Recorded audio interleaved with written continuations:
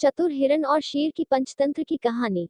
आज के इस पोस्ट में और शेर की पंचतंत्र कहानी में शेयर कर रहे हैं, जो कि यह कहानी एक चतुर हिरन की है जिसने कैसे अपनी जान एक खूंखार शेर से बचा पाई। जानते हैं इस कहानी के माध्यम से, जो कि हम उम्मीद करते हैं कि ये कहानियां पूरा पढ़ के आपको बहुत पसंद आएगा। तो इस कहानी के पूरे विस्तार से समझने के लिए कहानी को अंत तक पढ़िएगा और हमें बताइएगा कि यह कहानी से आपको क्या शिक्षा मिली और कहानी आपको कैसी लगी।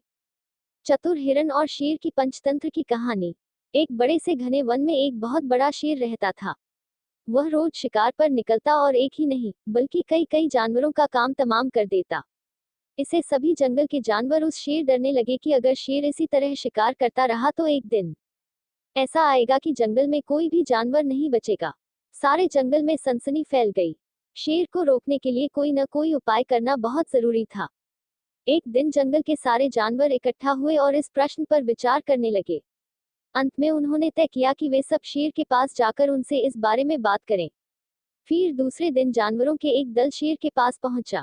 उनके अपनी ओर आते देख शेर घबरा गया और उसने गरज कर पूछा, क्या बात है? तुम सब यहाँ क्यों आ रहे हो? तभी जानवर के दल के नेता ने कहा कि महाराज, हम आपके पास निवेदन करने आए हैं। आप राजा हैं और हम आपकी प्रजा। जब आप शिकार करने निकलते हैं तो बहुत से जानवरों को मार डालते हैं और आप सबको खा भी नहीं पाते। इस तरह से हमारी संख्या कम होती जा रही है। अगर ऐसा ही होता रहा तो कुछ ही दिनों में जंगल में आपके सिवाय और कोई भी नहीं बचेगा। प्रजा के बिना राजा भी कैसे रह सकता है? यदि हम सभी मर जाएंगे तो आप भी राजा नहीं रहेंगे। हम चाहते हैं कि आप सदा हमारे राजा बने रहें।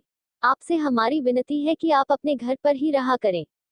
हर रोज स्वयं आपके खाने के लिए एक जानवर भेज दिया करेंगे। इस तरह से राजा और प्रजा दोनों ही चैन से रह सकेंगे। ये कहानी पढ़ने के लिए क्लिक करें। मैं आगे क्या हुआ कहानी। शेर को लगा कि जानवरों की बात में सच्चाई है। उसने पल भर सोचा, फिर बोला, अच्छी बात है, मैं तुम्हारे सुझाव को मान लेता हूँ। लेकिन याद रखना, अगर किसी भी दिन तुमने मेरे खाने के लिए पूरा भोजन नहीं भेजा तो मैं जितने जानवर चाहूंगा मार डालूंगा।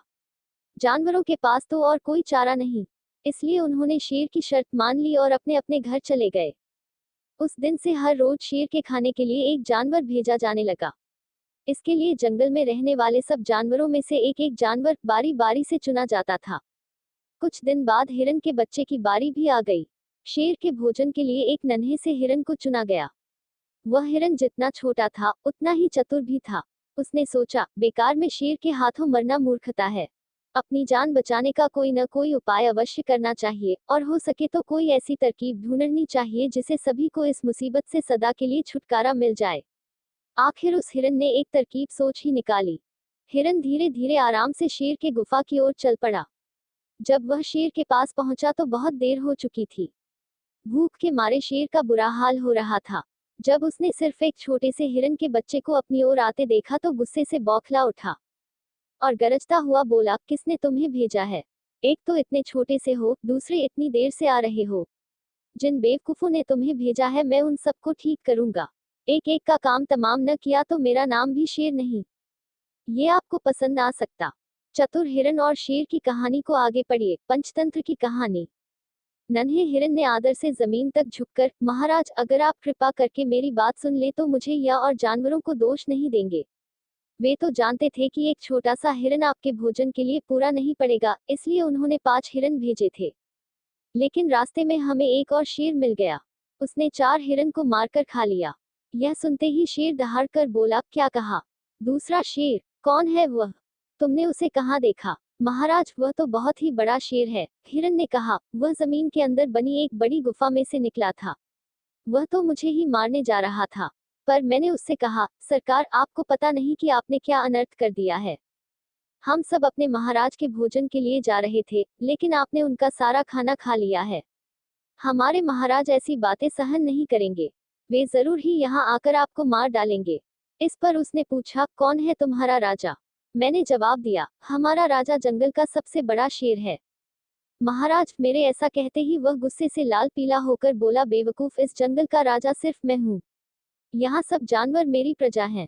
मैं उनके साथ जैसा चाहूँ वैसा कर सकता हूँ। जिस मूर्ख को तुम अपना राजा कहते हो, उस चोर को मेरे सामने हाजिर करो। मैं उसे बताऊंगा कि असली राजा कौन है। महाराज, इतना कहकर उस शेर ने आपको लिवाने के लिए मुझे यहाँ भेज दिया।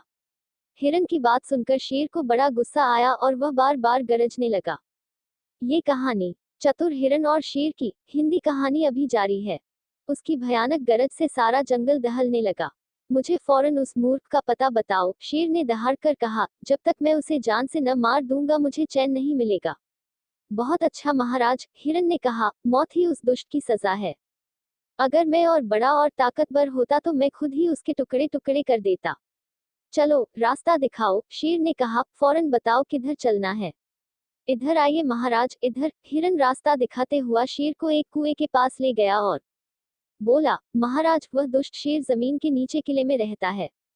जरा सावधान रहिएगा, किले में छुपा दुश्मन खतरनाक होता है।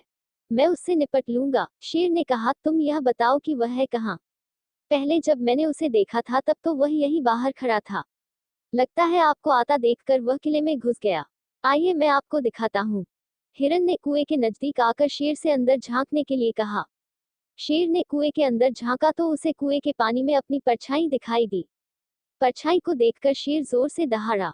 कुएं के अंदर से आती हुई अपने ही दहाड़ने की गूंज सुनकर उसने समझा कि दूसरा शेर भी दहाड़ रहा है। दुश्मन को तुरंत मार डालने के इरादे से वह फौरन कुएं में कूद पड़ा। कूदते ही पहले तो वह कुएं की दीवार से टकराया, फिर धड़ाम से पानी में गिरा और फिर बचाओ बचाओ चिल्लाने लगा, मगर उस हिरन ने शेर एक ना सुनी और उसे डूबता ही छोड़ दिया और कुछ ही देर में वह शेर कुएं में डूबकर मर गया। चतुर हिरन और शेर की कहानी। इस तरह चतुराई से शेर से छुटकारा पाकर नन्हा सा हिरन अपने घर को लौटा आया। उसने जंगल के सभी जानवरों को शेर के मारे जाने की कहानी सुनाई। दुश्मन के मारे जाने की खबर से सारे जंगल में खुशी फैल गई। जंगल के सभी जानवर हिरन की जय जयकार करने लगे और सभी जानवर बिना डरे खुशी खुशी जंगल में रहने लगे। इस कहानी से हमें सीख मिलती है, किसी भी संकट की परिस्थितियों में भी हमें सूझबूझ और चतुराई से काम लेना चाहिए और आखिरी दम तक प्रयास करना चाहिए। सूझबूझ और चतुराई से काम लेकर हम किसी भी संकट से उबर सकते हैं और बड़े से बड़े शक्तिशाली शत्रु को भी पराजित अर्थात हरा सकते हैं। तो प्यारो मित्रों, हमारी आज की चतुर हिरन और शेर की कहानी आपको पूरा पढ़ के कैसा लगा नीचे करके हमें अवश्य बताएं, ताकि हमें प्रेरणा मिले आपके लिए एक और नई कहानी लाने का। अगर आपको यह कहानी थोड़ी सी भी पसंद आई होगी तो इस पोस्ट को करके अपने दोस्त और परिवारजनों के साथ इस कहानी को अवश्य शेयर कीजिएगा। तो हम जल्द ही मिलते हैं आपसे अगली कहानी के साथ, तब तक के लिए धन्यवाद। आपका दिन शुभ हो। आपका इस देने के लिए बहुत बहुत धन्यवाद। पर सर्च किए जाने वाले कुछ महत्वपूर्ण सवाल के जवाब फैक्स में दिए गए हैं।